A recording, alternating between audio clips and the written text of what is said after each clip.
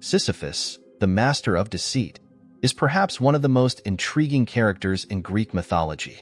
His story invites us to reflect on how far human cunning can take us when we decide to challenge the imposed rules.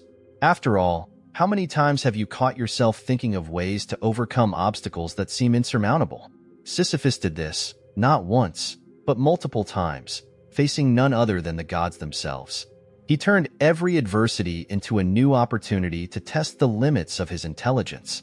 However, how far can we go before being confronted by the consequences of our actions?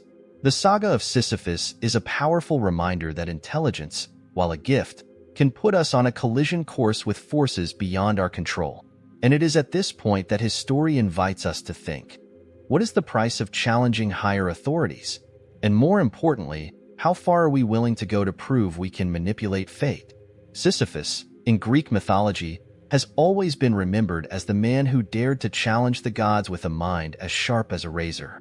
His name echoes as a synonym for intelligence, but also for resilience, as his story is intertwined with the idea of overcoming insurmountable obstacles. But why is Sisyphus so well known? It is because he, more than anyone else, knew how to use his cunning to even deceive Thanatos, the feared god of death.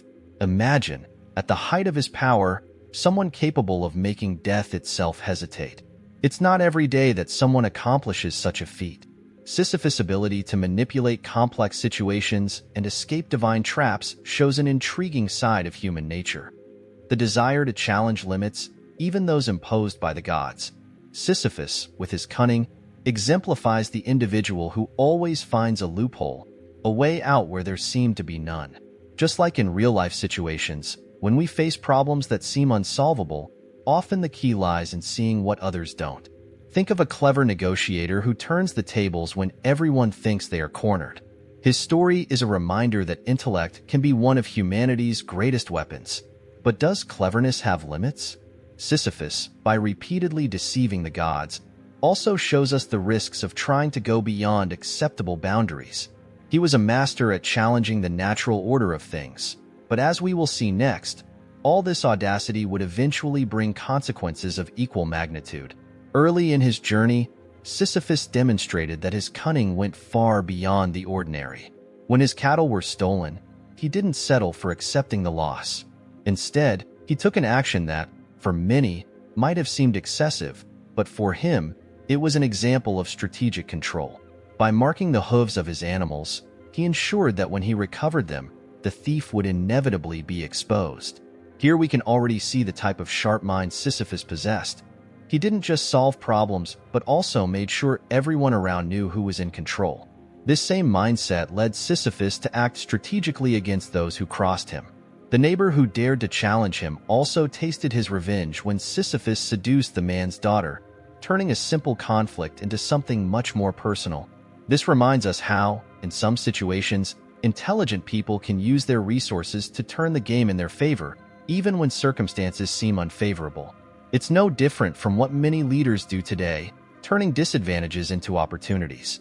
But, like all audacious strategies, this type of behavior doesn't go unnoticed, especially when it involves deep human emotions like revenge. Every move Sisyphus made, every trick he played, wove a web of consequences that would soon unravel. Intelligence and pride, when combined, can be powerful tools, but also dangerous ones, something Sisyphus would soon discover as his actions brought him closer to the wrath of the gods. Sisyphus' relationship with the gods deepened when he witnessed something extraordinary. An eagle carrying a young woman, a clear sign of divine intervention. But instead of being paralyzed by this, he turned the sight into a bargaining chip. Sisyphus knew that such valuable information could grant him something even greater. So, he struck a deal with a river god, offering to reveal this secret in exchange for a permanent water source for his city. Here, Sisyphus once again showed his ability to use circumstances to his advantage, elevating his city to a new level of prosperity. This act reflects something we can observe in many spheres of life. Those who know how to use what they have, whether it be information or resources, can achieve unimaginable advantages. Sisyphus didn't just think of himself, but also of his community, ensuring that a vital water source would always be available. This kind of strategic ability remains crucial today, whether in business, negotiations, or personal life. Knowing how to leverage what you have for something greater is a valuable lesson that transcends time. However, playing with divine secrets comes at a price. Sisyphus was meddling with forces far greater than he imagined, and by using divine knowledge as a bargaining tool, he began treading a dangerous path. The immediate advantages he gained were paving the way for a future filled with conflicts and tensions with the gods. And as we will see, especially with Zeus, this kind of audacity would not go unpunished. Sisyphus' cunning did not go unnoticed by Zeus, the king of the gods. Revealing divine secrets, especially those involving Olympus itself, was a direct affront to divine authority. Zeus, known for his limited patience, decided it was time to teach Sisyphus a lesson. That's when he sent Thanatos, the god of death, to capture him and finally put an end to Sisyphus' tricks.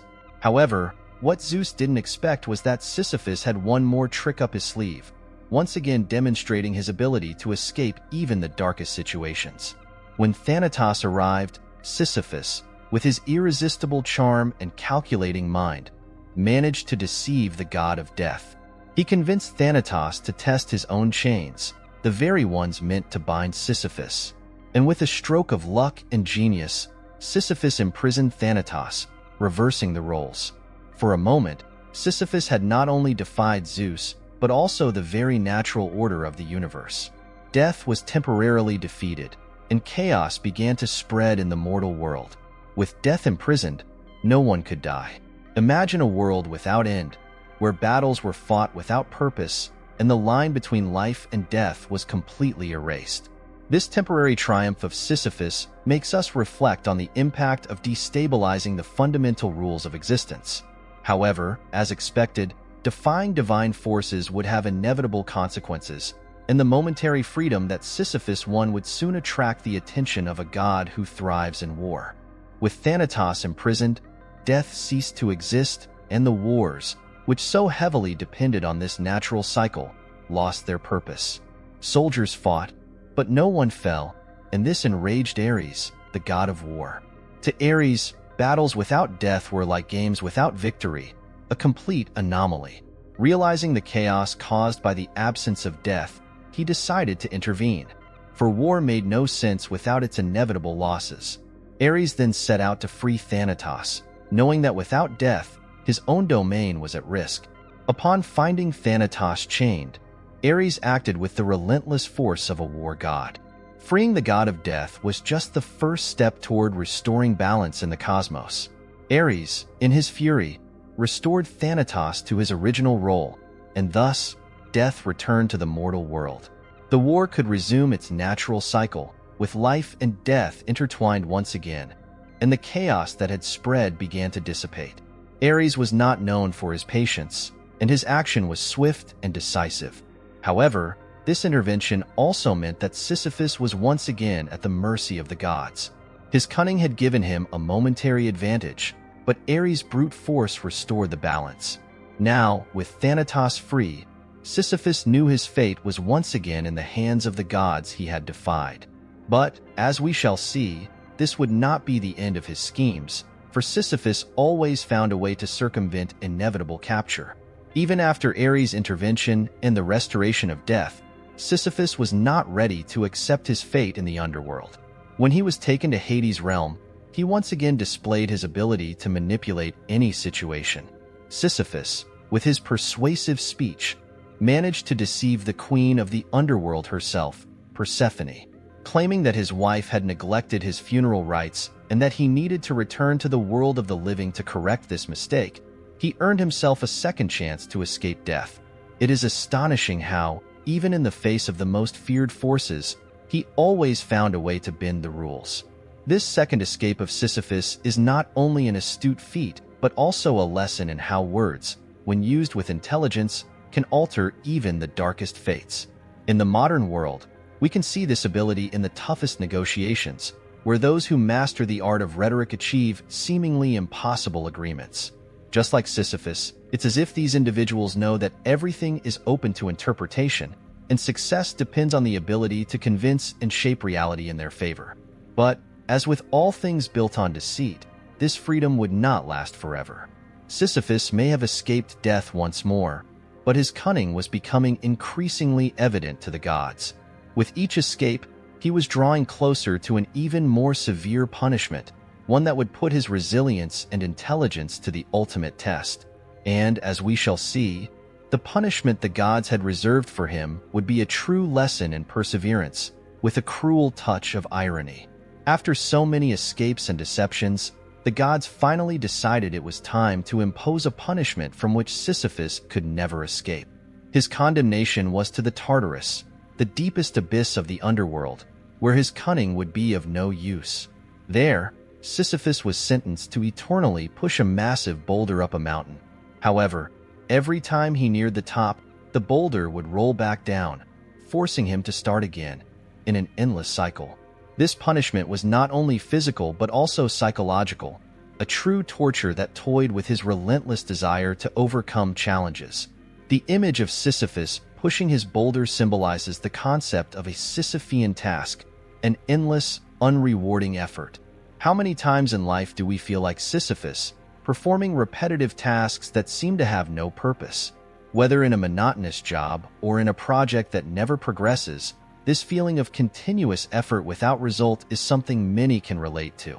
The difference is that, for Sisyphus, there was no escape. For us, there is always a chance to reevaluate and change our course, as long as we are willing to see new opportunities.